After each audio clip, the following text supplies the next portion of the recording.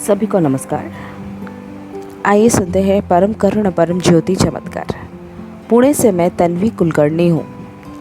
किन्हीं कारणों से मैं श्री अम्मा भगवान की श्री मूर्ति घर पर नहीं रख सकती, इसलिए मुझे बहुत सावधानी पूर्वक प्रार्थना और पूजा करनी पड़ती है। इस कारण मुझे हमेशा यह समंजस रहता था कि मुझे सोम का आशीर्वाद किस प्रकार प्राप्त होगा। तब भी मैं इसके लिए प्रार्थना करती रही।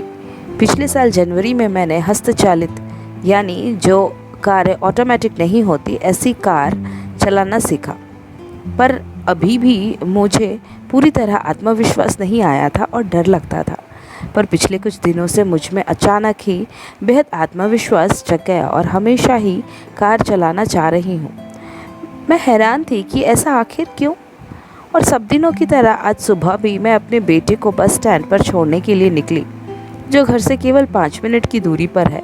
उस दिन पैदल के बजाय कार से जाने की बड़ी तीव्र इच्छा हुई।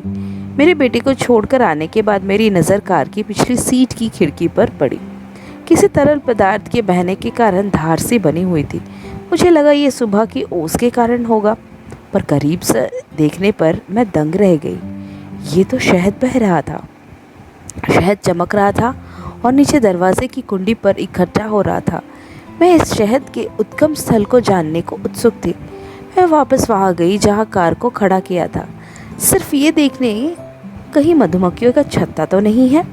कार पर शहद गिरने के लिए आसपास कोई छत्ता नहीं था। मैं थोड़ी शांत हुई और इस तरल पदार्थ को चखा। यह वाकई शहद ही था। जो ही मैंने इसे चखा तो मैं आत्मविभोर हो गई और आनंद से ओत-प्रोत हो गई। मुझे पक्का विश्वास था ये सोम ही है।